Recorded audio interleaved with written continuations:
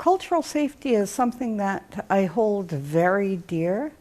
I'm cognizant of cultural practices, both for myself and respectful of cultural practices for others.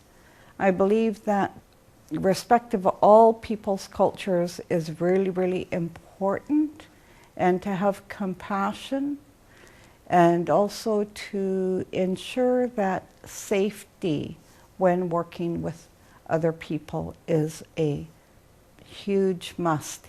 It isn't something that can be overlooked.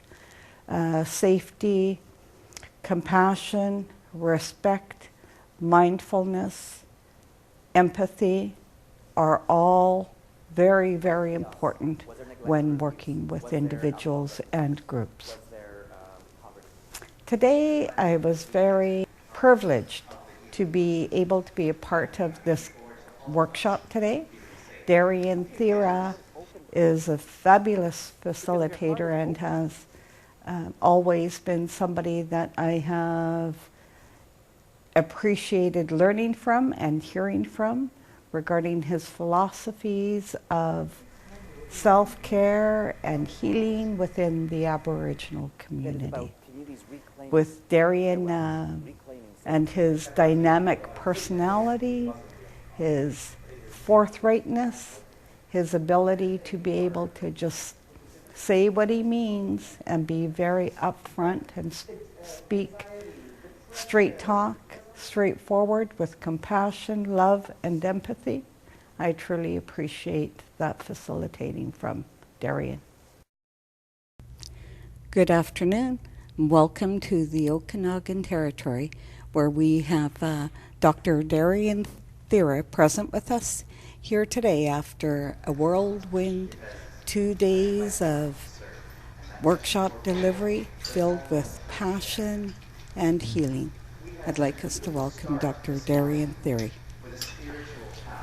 Thank you. I'm very grateful to be here, to have spent time with the elders who are here, to spend time with the frontline workers, both Indigenous and non-Indigenous, who are striving to bring wellness into the community, to help the community reclaim its wellness the way it was before colonial violation. In your view, why is it important for frontline workers to know the trauma history of Indigenous people? So when I'm working with somebody who's struggling with the anxiety, or what they call depression, or rage, I know what really is happening is the fear instinct is kicking in, and there's a flight.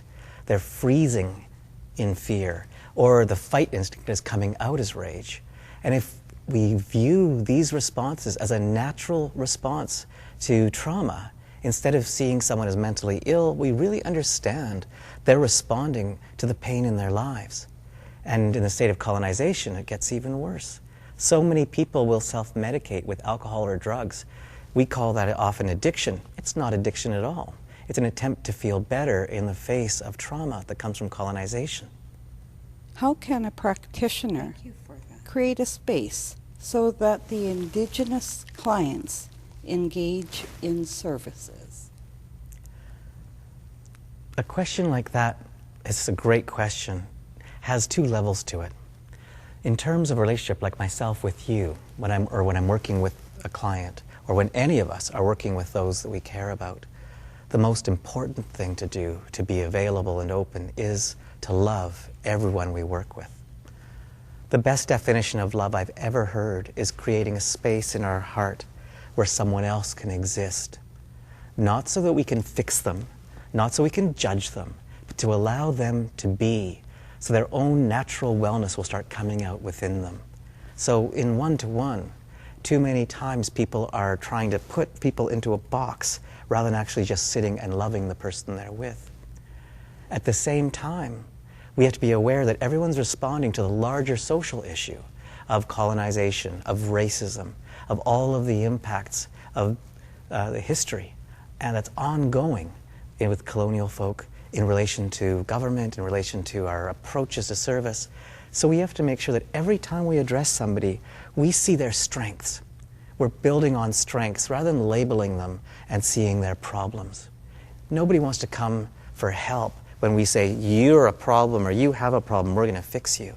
They want to come when they're being recognized as having gifts to give and being assisted to offer those gifts to the community. Is there a takeaway that you did not get to share in your presentation that could be useful to those watching this recording? The one thing I never had a chance to explore with the circle was the importance of balancing two core traditional values when we're offering our support to those around us. Wellness is about living your values. And when it comes to relationships of all kinds, there's two values that are key. One is care, and one is respect. Care is a desire for someone to be happy, healthy, and safe. It's like giving someone a hug. And a hug is a beautiful thing, and everyone we're with needs a hug. I sometimes tease my students and say, I hug every one of my clients in my heart. I don't hug them all in person. However, hugs are not enough. A hug can be lovely, but sometimes they last too long because your boundaries, your space is not being respected. The second value that's essential is respect. Respect says you stand on your own feet. You make your own choices, and you're capable of pursuing your healing. So with the support that you offer and encouraging a person to take their own steps towards wellness, that balance is essential. Normally we spend a lot of time exploring that. This time, in 2 days, we didn't have the chance to do that. Well, we most certainly did cover a lot of dynamic information. So I want to thank you again for that. My next question for you is, will you comment on your experience working with the different nations and avoiding the one-size-fits-all approach?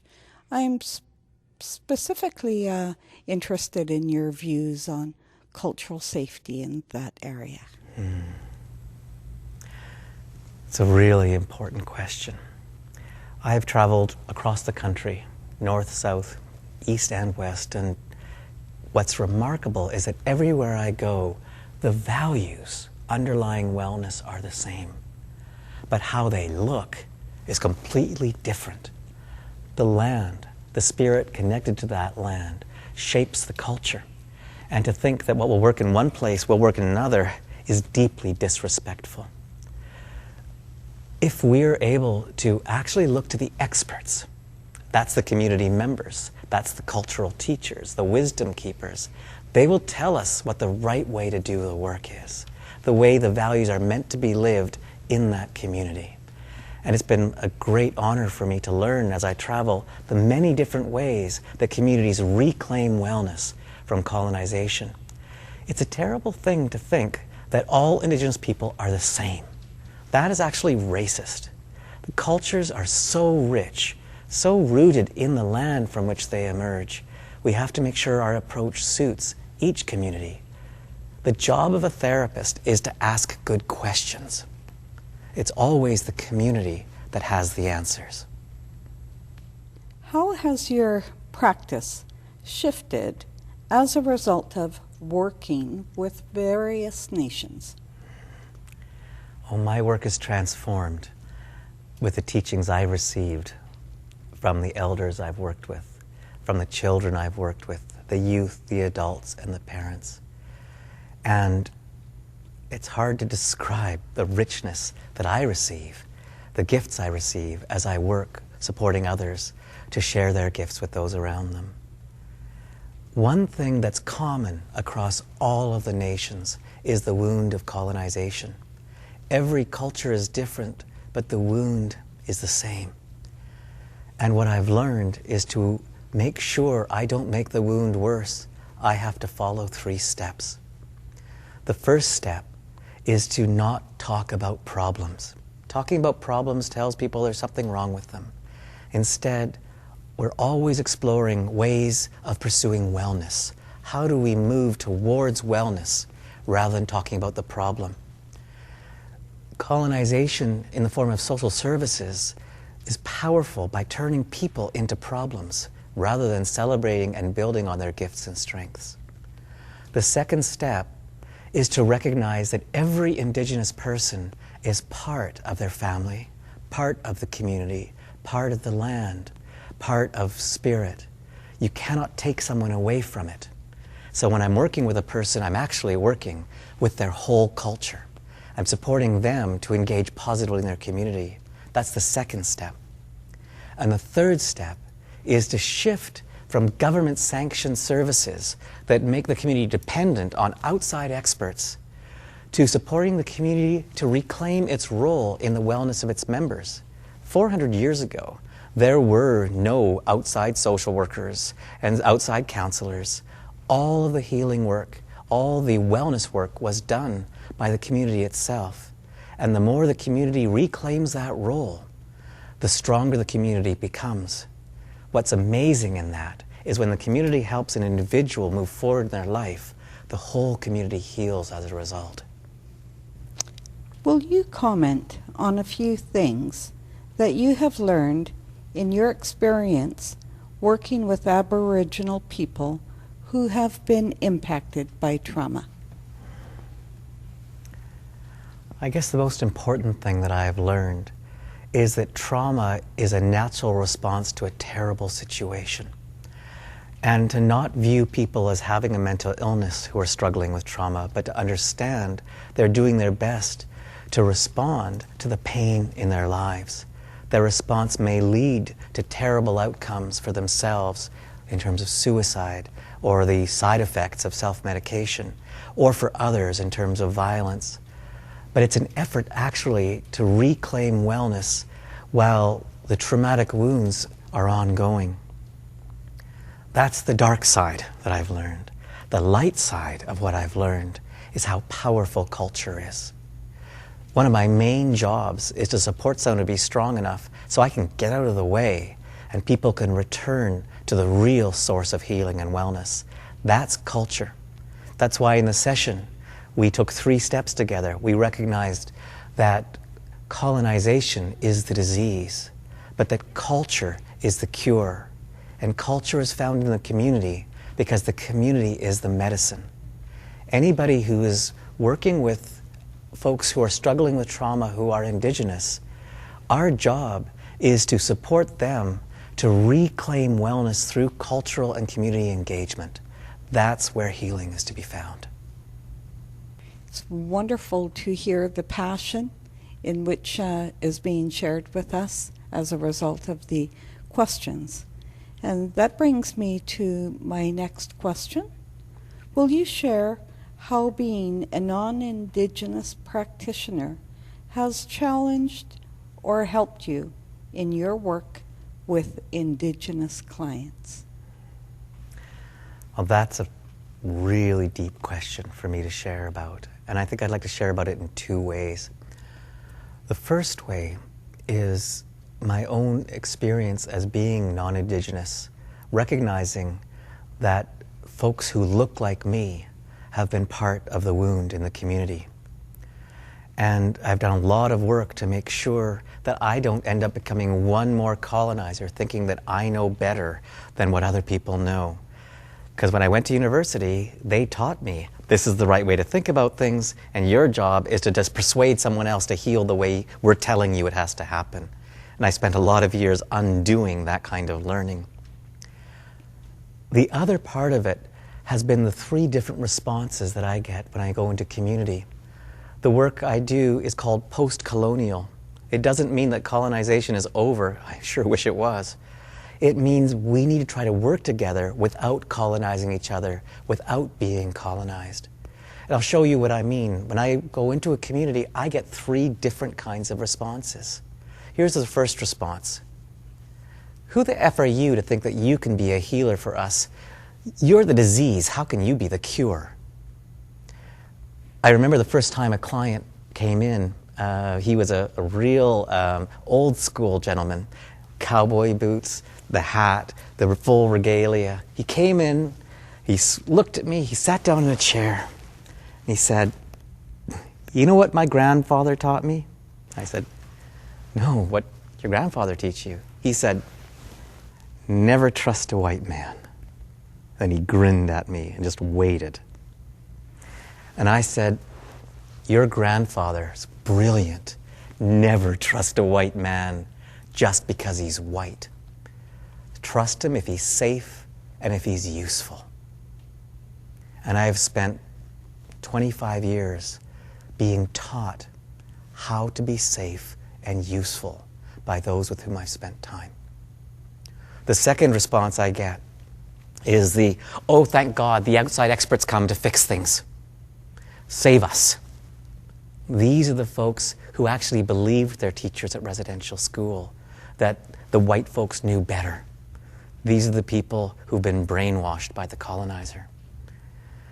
It's heartbreaking. And my work there is to remember, I ask the questions. The answers are always within those in the community. And to remind them that the teachers in their lives are their families, are cultural teachings, not me. The third response is the one that is truly post-colonial. It's the one that was so exciting to share here. And that was, who is this person and what do they have to offer? I've had to learn not to take on the role I've been given of being Mr. Superman, because I'm not. I've had to accept, though, that I have a right to be here if I'm invited. The work I do, and the work I believe that every non-Indigenous caregiver should do, is to work by invitation. If you're non-Indigenous and you're watching this, the question I always get asked is, how do you work with Indigenous people? And the answer is very simple. Be safe and be useful.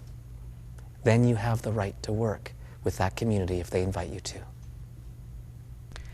I'd like to bring mention to the last 2 days. We have been here listening at the ONA-sponsored workshop to hear from Dr. Darien Thira. During the 2 days, he had introduced himself as to the people he comes from, and he also acknowledged the Okanagan people and the territory that we're on. Dr. Darien Thira has been very wonderful and open-hearted in sharing some of his own truth with the people of the Okanagan and the participants here. One of my takeaways from the last 2 days was seeing the correlation between a non-Indigenous family and Indigenous families having something very similar in common. The similarity being how trauma is transferred from one generation to another. And we've learned that from Dr. Darien as a result of his truth sharing regarding his own upbringing. And that leads me to the next question. What has inspired you to work with the Indigenous population, and what does your life experience contribute to the work? We can't do this kind of work without doing our own heart work first, or at least at the same time. Because as my heart opens with those around me, a lot of my own wounds have to be dealt with as I help others as they deal with their wounds. And I often share that I am ignorant when it comes to culture. I come here as a guest, as an outsider, invited to offer service, knowing that I'm ignorant and wanting to learn. But what I do have in common with so many of the Indigenous folk that I have the honor of spending time with is the intergenerational trauma that you mentioned. The Holocaust had a profound impact on my family. It was emotionally devastating. And it's been passed on, so much of that trauma, into my life. And there have been personal traumas in my family that have been passed on. My mother's wound had a huge impact on me because I became her caregiver. I sometimes joke that my wound looking after my mother has become my profession. I was working to support her in her healing since I was small, and here I am engaged in helping people heal now. The difference is I have done my work, so I can offer that gift without the challenge of being lost in it like I was when I was small. The wounds carried through my family give me a strong connection with those in the community with whom I spend time, because as they describe their pain, I know it. And as they take their step forward, it reminds me of the steps forward I have taken. Our healing is together. Even as a person who's part of the colonial culture, I have to heal as a colonizer as much as people have to heal who've been colonized. And the way to do that is this deep work together.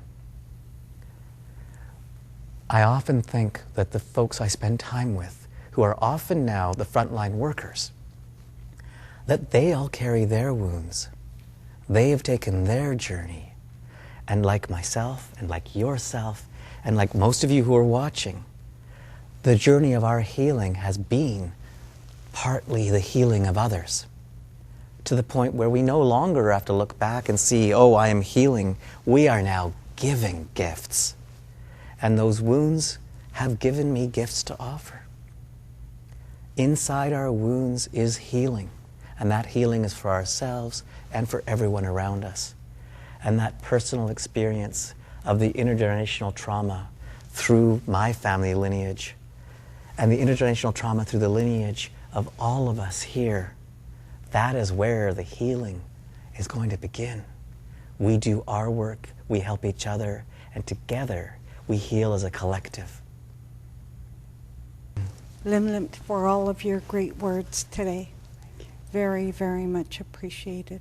And I would just like to say to our viewers that we are very happy that Dr. Darien Thira has come to share his knowledge, strength, passion, and hope with our communities, so that we will have additional resources in better which to continue to do the work that we do, working with the people and for the people.